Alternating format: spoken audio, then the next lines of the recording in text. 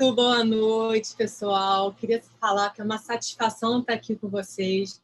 A gente vai falar, pessoal, da revisão das hipóteses de inexigibilidade e dispensa de licitação. Né? Eu sei que está todo mundo meio com a expectativa, né? Aquela coisa, será que já posso usar os limites, né? Que aumentaram? A gente vai falar um pouquinho sobre isso. Fiquem à vontade aí de perguntarem pelo chat, que depois a gente vai abrir espaço para as perguntas, tá bom? Então, vamos lá, vamos começar. Como a doutora Regina me apresentou, eu sou advogada, sou mestranda em Direito Público na Universidade Católica de Petrópolis. Comecei esse ano o mestrado, já era um desejo antigo, e agora surgiu a oportunidade de fazer, e a gente tem que sempre buscar novos desafios, né, pessoal? Fiz 2 pós-graduações em licitações e contratos. Eu fiz graduação na Cândido Mendes. Atualmente, eu sou pregoeira e coordenadora do setor de licitações no CONFERE, que é o Conselho Federal dos Representantes Comerciais. Como existe a OAB, o CREA, né, CREMERGE, também tem o CONFERE, que é o Conselho dos Representantes Comerciais. Tá? Eu sou membro também, gente, da Comissão de Direito Administrativo, a ABA. Tá? E, para quem não me conhece ainda, tem o Instagram, eu criei ele durante a pandemia. Né, eu falei assim, sempre foi uma vontade, né, de estar aqui nas redes sociais, falando com as pessoas e trocando, né? Eu costumo falar que eu não sei mais do que todo mundo, não. É uma troca, sabe, gente? Eu só sou louca de jogar, enfiar a cara e fluir. Então, me sigam lá no Diário da Licitante. Vamos lá, vamos falar do tema, pessoal. Deixa eu só diminuir aqui essa telinha. Pronto. Aqui, gente, a gente vai falar sobre os aspectos gerais da contratação direta, tá? Já ressalvo para vocês que a Constituição trata a dispensa e a inexigibilidade como exceções. Mas será que é isso mesmo? A gente vai ver isso. Então, no artigo 37, inciso 21 da Constituição, estou com ele aqui, me permitam ler, ele deixa bem claro que, ressalvados os casos especificados na legislação, as obras, serviços, compras e alienações serão contratados mediante processo de licitação pública. E aí eu quero deixar bem claro para vocês isso. Então, a regra é ter o procedimento licitatório, é se fazer a licitação. Só que a lei pode determinar, como determina, hipóteses excepcionais que não há necessidade de fazer esse procedimento, que são a chamada contratação direta, tá bom? E a contratação direta, pessoal, pode ser de 2 tipos. Pode ser inexigibilidade e a dispensa. Tá? A contratação direta, na nova lei de licitações, está prevista no artigo 72 e seguintes, tá? Na lei 14.133. E a inexigibilidade agora, é engraçado, que ela é anterior à dispensa. Né? Não sei se vocês lembram, a 8666, ela previa que a dispensa no artigo 24 e a inexigibilidade no artigo 25. Agora, essa condição se inverteu, tá?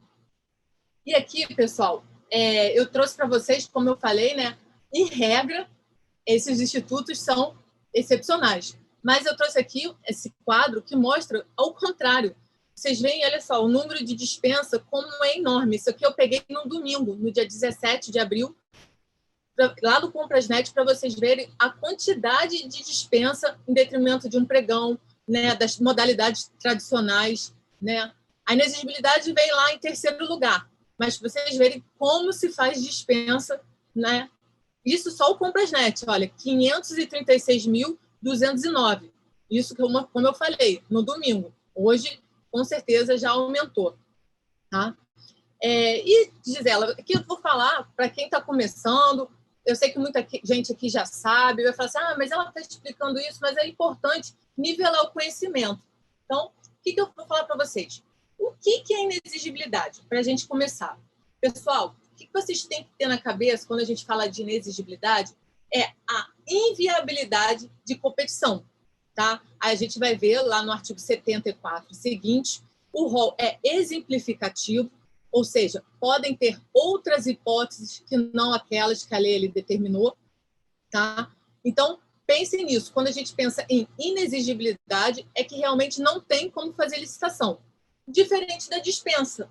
Tá? A dispensa há essa possibilidade de você fazer a licitação. Só que o legislador prefere falar assim, não, nesses casos aqui, aí é uma observação importante, ali o rol é taxativo, é só naquelas hipóteses que ali prevê. Eu deixo você dispensado e não precisa fazer o procedimento licitatório. Beleza, pessoal? Tranquilo? Então, como está aqui, olha, inexigibilidade é a inviabilidade de competição e a dispensa é possível fazer a licitação, mas o legislador retira essa obrigatoriedade. Prosseguindo, aqui eu trouxe para vocês os requisitos da contratação direta. Como eu falei, eu sei que tem muita gente já ansioso, tem gente aí, né, a gente cansa de ver, né, nas publicações Diário Oficial, o pessoal já fazendo uma mistura com a lei nova, com a lei antiga. E aqui, pessoal, eu queria chamar a atenção para vocês terem muito cuidado com relação a isso.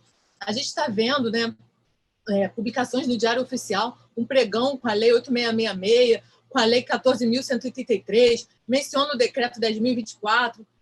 Tenham cuidado com isso, porque eu sei, né, que a vontade de se querer utilizar os limites de dispensa, né, como a gente vai ver, é grande, mas quando eu já falei isso e falo várias vezes, quando você for aplicar a nova lei, você tem que aplicá-la toda. É igual casamento. Né? Quando você casa com a pessoa, você leva a mãe da pessoa, a sua sogra, né? Você leva os filhos, se a pessoa tiver, os animais de estimação. Então, você leva todo o conjunto. Então, para você se utilizar dos limites novos da dispensa, você tem que usar toda a lei. E a gente vai ver que a nova lei trouxe requisitos. Não são tanta novidade assim, mas agora fica mais claro que a gente deve obedecer. Tá? Então, por exemplo, também a parte de contratos. O pessoal esquece, vê assim, opa, dispensa, tudo bem. Tem várias dispensas que é só aquisição de material, você pode fazer por empenho, não tem necessidade de um contrato. Mas, pelo menos, se for um serviço, né, ou né, um material, um equipamento que exija garantia, você quer fazer um contrato para se resguardar, você deve observar toda a nova lei, tá bom? E aqui, como eu estava falando para vocês, pessoal, o artigo 72 da nova lei, ele trouxe requisitos, tá, dessa contratação direta. Vamos a eles? Então, o primeiro deles é o documento de formalização da demanda. Não é obrigatório em todos os casos, a própria lei já fala, se for o caso, então você vai ter que constar o estudo técnico preliminar, a análise de risco, o termo de referência, projeto básico ou projeto executivo. A gente sabe, né, que com a Instrução Normativa número 5, surgiram esses novos institutos, né? Que até então a gente ouvia dizer, mas não se aplicava, né? A análise de risco, o estudo técnico preliminar, a formalização da demanda. Então, pessoal, é muito importante ver, no caso, como eu falei, às vezes aquisições bobas, vou adquirir caneta, né? Quero 10 canetas. Não tem necessidade de realmente se atentar para todos esses requisitos.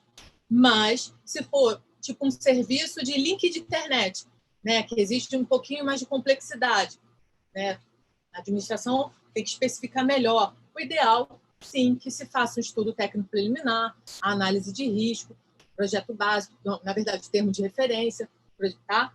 Então, fique atentos a essa questão, que é muito importante. Outro requisito também muito importante, pessoal, é a estimativa de preços. E tem que ser feito na forma do artigo 23. Mais uma vez, eu reitero aqui, né, eu falei lá no Instagram, já fiz meme, já fiz reel, já fiz post falando sobre essa questão. Mais uma vez, se for utilizar a lei nova, se atente para todos os requisitos. E ali, a lei é clara, a estimativa de preços tem que seguir o artigo 23 da nova lei. Certinho? Tranquilo? Outro requisito também são os pareceres jurídico e técnico, se for o caso também, que demonstram atendido esses requisitos. Tá? É muito importante também. Então, eu sei que a maioria dos lugares, mesmo o processo de dispensa e inexigibilidade, passa pelo jurídico, né? E é importante que tenha esse crivo mesmo, mas agora fica mais claro que a lei determina dessa forma. A previsão, gente, de recurso orçamentário, né? A demonstração da compatibilidade de recurso orçamentário. Então, a gente tem que demonstrar que há crédito para fazer essa contratação, essa aquisição. Isso é muito importante também. Beleza? Vamos prosseguir. Aqui também, outro requisito é a comprovação de que o contratado preenche os requisitos de habilitação e qualificação mínima necessário. Isso é uma novidade, né? A gente já, pelo menos lá no meu conselho, a gente exigia alguns documentos de habilitação e eu acho que todo mundo fazia isso por cautela, né? Mas a 866 não tinha nada nessa questão bem objetiva como está aqui agora, tá? Então, fiquem atentos a essa questão. Aqui, ó, razão da escolha do contratado, né? No caso de inexigibilidade, você justifica, tem que estar bem comprovado também. A justificativa do preço, muita gente fala assim, não é? Mas se só tem esse fornecedor, é o valor que ele dá, eu vou aceitar. Não, gente. Não, não e não. Eu falo isso porque a gente recebia, quando eu era da Marinha, os processos iam para a CJU, a AGU, e voltavam sempre com essa recomendação com relação à inexigibilidade. O que a gente tem que pedir? Pedir para o licitante apresente valores de contrato, nota fiscal, de que ele está praticando o mesmo preço com outros órgãos, tá? Outras entidades, para ver se o valor está dentro. Porque, às vezes, imagina, ele cobra da gente um valor, está aqui 1 milhão, do outro órgão 200 mil, mesmo objeto, então, né, tem alguma coisa estranha. Por isso que a gente precisa dessa justificativa de preço. E aqui também, importante, pessoal, que é diferente com relação ao 8666, é a questão da autorização da autoridade competente, tá? Não mais a ratificação, como exigia o artigo 26 da 8666. Tá? Tenho aqui o artigo 26, só para vocês verem a diferença. É sutil, né? Mas é importante. Olha, o artigo 26 falava: as dispensas previstas nos parágrafos 2º e 4º do artigo 17, 3 e seguintes do artigo 24 e as situações de inexigibilidade proferidas no artigo 25, parágrafo único, deverão ser comunicadas dentro de 3 dias úteis à autoridade superior para ratificação, tá? E publicação. Agora não. Agora o inciso 8º do artigo 72 é claro em falar em autorização da autoridade competente, tá? Aqui, quem tiver aí com celular, tiver QR Code, pode clicar aqui nesse QR Code que eu coloquei aqui para vocês. Você vai abrir esse acórdão que eu mencionei aqui, falando exatamente isso para vocês. Ó, acórdão 1038 de 2011, plenário do TCU. Obrigatoriedade do preço a ser praticado pela administração deve estar em conformidade com os praticados pelo mercado, mesmo nas contratações diretas. Então, vejam como é importante essa questão da justificativa do preço, tá? Bom, pessoal, então é importante que se atente para os requisitos da contratação direta, tá bom? Lá no artigo 72. Prosseguindo, aqui, gente, é uma questão muito importante, muito importante. Uma novidade que a nova lei trouxe é o artigo 73. Então, botei aqui bem grande, né? Marquei de amarelo para a gente chamar bastante atenção. Então, o que esse artigo 73 trouxe de inovação? Na hipótese de contratação direta, indevida, ocorrida com dolo, fraude ou erro grosseiro, daqui a pouquinho a gente vai falar um pouquinho do erro grosseiro, mas gravem isso, dolo, fraude ou erro grosseiro, o contratado e o agente público responsável responderão solidariamente pelo dano causado ao erário, sem prejuízo de outras sanções legais cabíveis. Isso é muito legal. A gente já via, né, algumas jurisprudências do TCU nesse sentido. Então, agora, como diz Arnaldo, a regra é clara. Então, contratado e contratante, né, o agente que provocou essa, agindo com dolo, fraude, com erro grosseiro, provocou esse dano ao erário, responderá solidariamente com o contratado, tá? Eu falei para vocês esperarem um pouquinho, né, sobre o erro grosseiro. Vocês vão me perguntar, Gisela, o que é esse erro grosseiro? Eu concordo que é um conceito assim determinado, aberto, né? Então, ele está lá, ele foi incluído pela Lei 13.655 de 2018, incluiu o artigo 28 na Lei de Introdução do direito brasileiro, a famosa LINDB, né? Para quem não sabe, a gente às vezes fala LINDB, Lei de Introdução ao Direito Brasileiro. E o que fala esse artigo? Vou ler para vocês. O agente público responderá pessoalmente por suas decisões ou opiniões técnicas em caso de dolo ou erro grosseiro, tá? E aí, como eu falei, essa questão do erro grosseiro gera muito controvérsia. O que é isso? Tem gente que entende que o erro grosseiro, gente, e aí eu concordo também, é aquele erro que o homem médio não cometeria, tá? Então, aquela pessoa que, né, tem conhecimento, né, estuda, sabe, fica muito assim, poxa, a pessoa não faria isso. É um erro que tá na cara de que, sabe, tá na cara que é um erro. É assim, meio redundante, mas assim, é mais ou menos isso. Como eu falei, é um conceito subjetivo. Mas tem gente que entende que é uma culpa muito grave, entendeu? E também há quem entenda que é um erro inexcusável.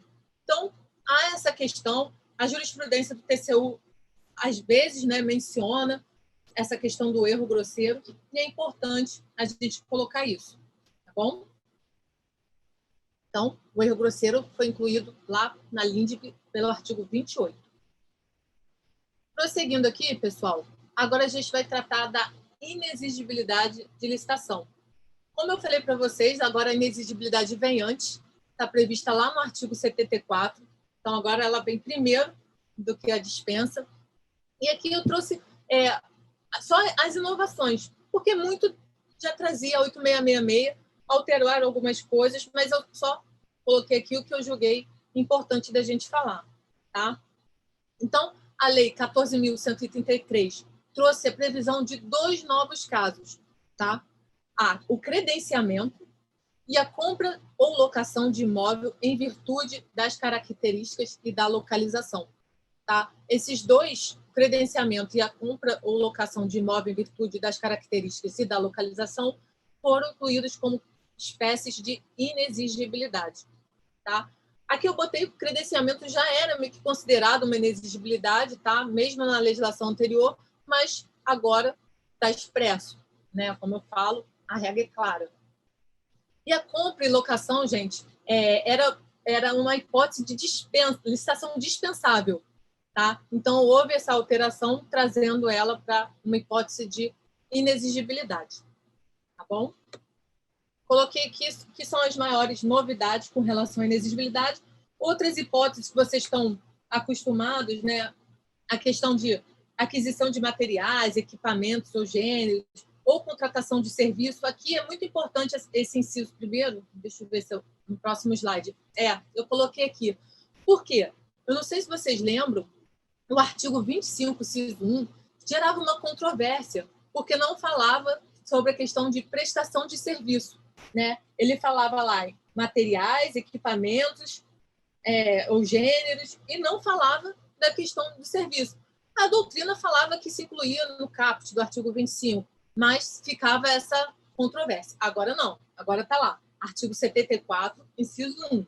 Aquisição de materiais, de equipamentos ou de gêneros, ou contratação de serviços que possam ser fornecidos por produtor, empresa ou representante comercial exclusivo. Aqui, ó, representante comercial exclusivo. O meu conselho. Muito bacana ter essa menção do meu conselho aqui. Então, pessoal, essa foi uma grande novidade, tá? Além desses dois. E também o parágrafo 1º exige a demonstração da inviabilidade de competição mediante atestado de exclusividade, né? Como a gente já tinha, contrato de exclusividade, declaração do fabricante ou outro documento idôneo capaz de comprovar que o objeto é fornecido ou prestado por produtor, empresa ou representante comercial exclusivo. Aqui, mais uma vez, ele reitera essa questão, tá? Esse mesmo artigo, pessoal, veda a preferência de marca específica para caso de inexigibilidade, tá bom? Deixa eu só beber uma aguinha. A pessoa não para de falar, fala. Aqui eu trouxe o conceito, né, que a própria lei fala, está no parágrafo 2º do artigo 74, considera-se empresário exclusivo a pessoa física ou jurídica que possua contrato, declaração, carta ou outro documento que ateste a exclusividade permanente e contínua de representação no país ou em estado específico de profissional do setor artístico, tá? E aqui não se admite a possibilidade de contratação direta por inexigibilidade por meio de empresário com representação restrita a evento ou local específico. Aqui eu dei um exemplo, exclusividade apenas para o carnaval, tá bom? É vedado. Então, pessoal, eu trouxe também alguns apontamentos, mas a lei é muito clara, eu não encontro maiores dificuldades. Recomendo que vocês, como eu falei, leiam, se capacitem antes até de começar a aplicar esses dispositivos, tá? Então, a licitação é inexigível na contratação de serviços técnicos especializados de natureza predominantemente intelectual, prestado por profissionais ou empresas de notória especialização. Não se admite a inexigibilidade se o serviço for de publicidade e divulgação. Está lá na lei, é expresso nesse sentido. No credenciamento, pessoal, todos os interessados que atendem os requisitos exigidos serão credenciados e, por isso, não haverá competição entre eles, tá? Aqui eu botei um exemplo de credenciamento, são laboratórios para exames clínicos, tá? Aí eu botei um exemplo, uma prefeitura poderia lançar um edital de credenciamento e todos os laboratórios da cidade que estivessem interessados poderiam se credenciar. Assim, a escolha do laboratório ficaria a cargo do cidadão usuário do serviço, sem que houvesse uma escolha direta da administração. Beleza? O artigo 79 disciplina as regras sobre credenciamento, que é um procedimento auxiliar de contratação. A gente não vai estudar o credenciamento agora, vocês já devem ter visto durante a semana com outros professores, mas depois dão uma lidinha, peguem lá, consultem, que é legal. Tá? Prosseguindo. Aqui também eu coloquei, não custa lembrar que o inciso 5, né, a aquisição de locação de imóvel, né, cujas características de instalação e localização tornem necessária a sua escolha, agora é um caso de inexigibilidade, tá? E para configurar ele tem que ser atendido 3 requisitos. Artigo 74, parágrafo 5º. Avaliação prévia do bem, tá? Certificação da inexistência de imóveis públicos vagos e, por fim, justificativa que demonstre a singularidade do imóvel a ser comprado ou locado pela administração que evidencie vantagem para ela. Tá bom, pessoal? Então, a lei é bem tranquila, é ler e vamos seguir. Vamos para as dispensas de licitação. Eu sei que imagino que todo mundo está assim, palpitando, querendo saber, Gisela, já posso aplicar os limites? Isso aí a gente vai conversar. Está bastante controvertido, já adiantando. Há professores, né, doutrinadores, que entendem que você já poderia aplicar, embora não tenha o portal, né, portal de contratações públicas. Então, daqui a pouquinho, o Portal Nacional de Contratações Públicas, a gente vai discutir esse assunto, tá? Então, como eu falei, pessoal, na dispensa, né, o legislador admite que naquelas hipóteses taxativas a administração pública deixe de fazer um procedimento licitatório, tá? E é engraçado, né, que o rol eram 16 hipóteses, agora são 16 hipóteses, e antes eram 34. Só que dentro dessas 16, se eu não me engano, o inciso 4 do artigo... É isso mesmo. Inciso... Deixa eu só confirmar.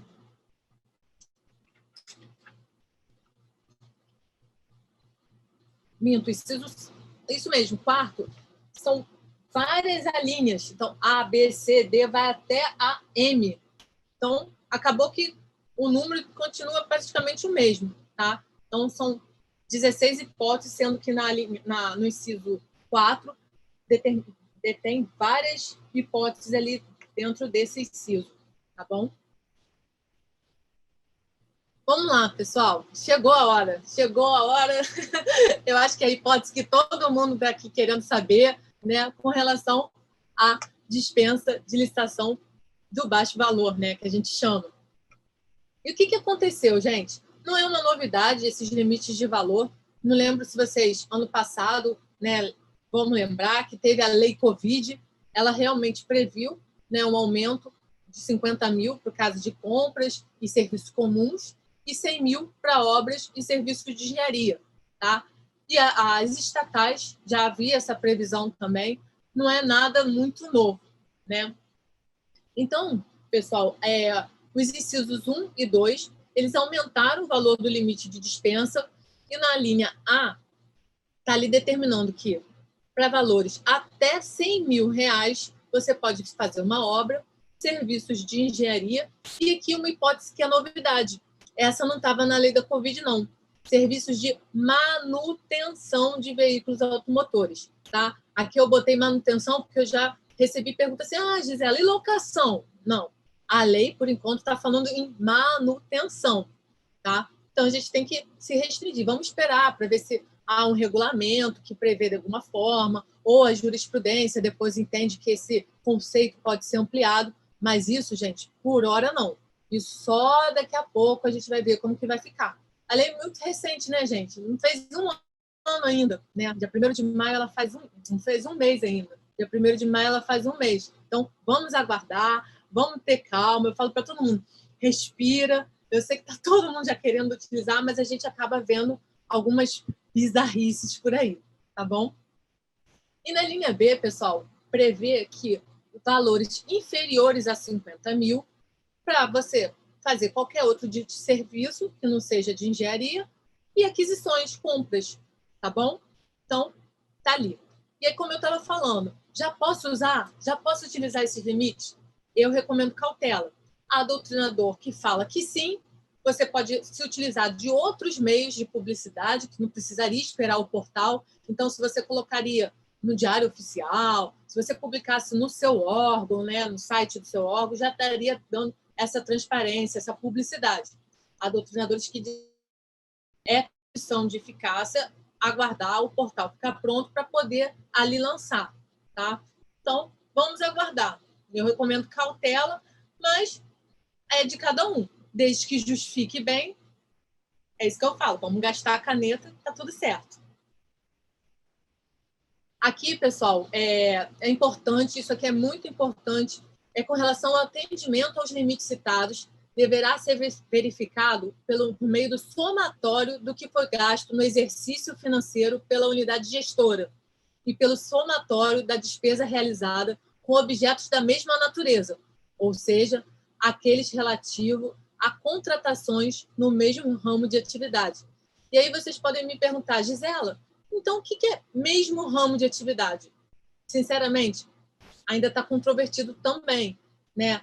Pode ser a mesma rubrica que você utiliza lá no seu órgão, por exemplo, rubrica de material de expediente. Então, tudo que é material de expediente entraria ali?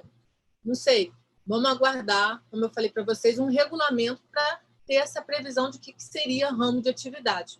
Tá? Aqui também fiz uma ressalva, gente, que valores os somados, né, de contratações até 8 mil que envolvam manutenção de veículos automotores, tá, não necessitam ser incluídos como essa modalidade de dispensa. Então, estariam excluídos dessas hipóteses até o limite de 8 mil reais. Tá?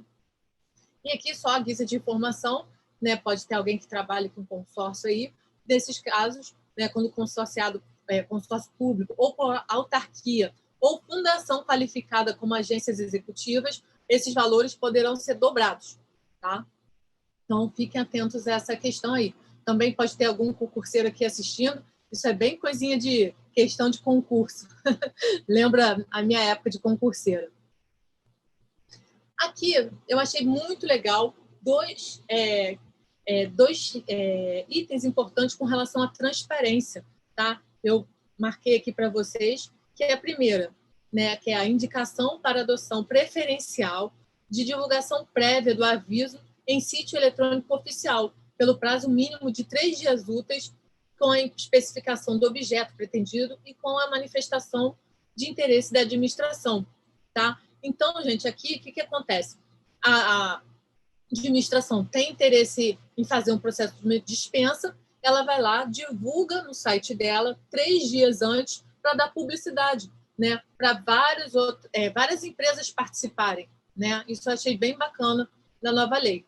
E outra também é com relação às dispensas de menor valor, serão preferencialmente custeadas por meio de cartão de pagamento, devendo respectivo extrato ser divulgado e mantido à disposição no Portal Nacional das Contratações Públicas, o PNCP. Tá? Aqui é muito importante, como eu falei, há essa controvérsia, se já poderia usar, se tem que esperar esse portal ficar pronto para se utilizar desses limites. Então, muita calma nessa hora. Tá bom, pessoal? Dando continuidade aqui, também eu destaquei como importante o inciso 3º desse artigo 75, tá? Que ele trata, gente, sobre aqueles casos em que não surgem licitantes interessados ou não foram apresentadas propostas válidas, tá? Então, as propostas apresentadas também que consignarem preços manifestamente superiores aos praticados no mercado ou incompatíveis com os fixados nos órgãos oficiais competentes, poderá a administração se valer da dispensa, né? Antigamente, eu não sei se vocês lembram, havia uma controvérsia. Quantas vezes eu preciso? Quantas vezes é o ideal para eu fazer a dispensa? Quantos pregões eu preciso fazer para dar fracassado, né? Ou deserto, para eu poder fazer uma dispensa? Agora, aqui não. Pelo que está na lei, você poderia fazer, deu fracassado, deu deserto, e não tem determinação que você tente mais uma vez fazer um pregão, tá? Você já poderia se utilizar da dispensa. Mas é o que eu repito, vamos aguardar, porque a gente não sabe como vai ser o entendimento dos tribunais, do Tribunal de Contas, né? Do TCU, dos Tribunais de Contas dos Estados, tá bom? E aqui, só a guisa de informação, né? A licitação deserta, gente, é quando não aparece nenhum interessado na licitação, e aí você começa a desconfiar, pode ter sido algum erro, né? Alguma falha na pesquisa de preço, alguma coisa aconteceu de estranho. Ou, né, fracassada. Aparecem até licitantes, tá? Para realizar, mas eles ou são desclassificados, porque a proposta deles não atende, ou inabilitados, né? Porque a qualificação lá que a gente exigiu na habilitação ninguém conseguiu atender. Também é importante para ver se a gente não está exigindo alguma coisa fora do que prevê a lei. Essa questão da habilitação também é muito importante. Beleza? Prosseguindo. Então, pessoal, eu vou ter aqui uma atenção. Todas as condições definidas em edital de licitação devem ser mantidas e o prazo máximo, desde que a licitação foi deserta ou fracassada, será de 1 ano. Então, se atente a esse prazo, esse lapso temporal de 1 ano. Tá bom? Essa aqui também é uma novidade, né? A dispensa de licitação de emergência já era uma hipótese que era prevista na 8666, só que trouxe algumas questões bem legais. Eu pelo menos, gostei, né? Ela aumentou o prazo, né? Eram 180 dias, agora passou para 1 ano, tá? E botou comprometer a continuidade dos serviços públicos, né? A segurança das pessoas, obras, serviços, equipamentos. E aqui é o que eu achei o pulo do gato dessa lei. Vedadas a prorrogação dos respectivos contratos e a recontratação da empresa já contratada. A gente sabe que acontecia, né? Acontece, infelizmente, muito, se faz uma dispensa por falta de planejamento, né? Por falta de alguma coisa. O que acontece? Faz outra dispensa. E aí se contrata o mesmo fornecedor daquela dispensa anterior. Agora é vedado pela lei. Caso haja necessidade de se fazer, gente, vai ter que ser um outro fornecedor. Tá? É bem claro, vedadas as prorrogações dos respectivos contratos e a recontratação de empresa já contratada. Tá? Então, atenção a esses requisitos aí que são novidades. Aqui também eu achei muito legal que a lei bota essa questão da emergência fabricada, né? O TCU fala muito disso, né? A emergência fabricada. Então, considera-se emergencial contratação por dispensa com o objetivo de manter a continuidade, tal. E aí ela fala, olha, adotadas as providências necessárias para a conclusão do processo licitatório, tá? sem prejuízo de apuração de responsabilidade dos agentes públicos que deram causa à situação emergencial. Está lá no parágrafo 6º. Então, ela deixa bem claro que se apure responsabilidade de quem causou essa emergência fracassada.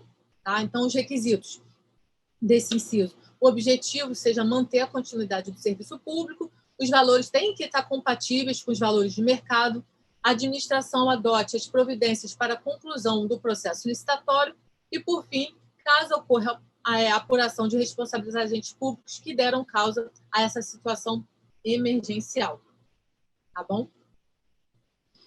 Aqui também eu achei legal, não é uma mudança assim legal, você verifica, né, nessa nova lei a questão da sustentabilidade social, né, naquela questão de meio ambiente, não é social.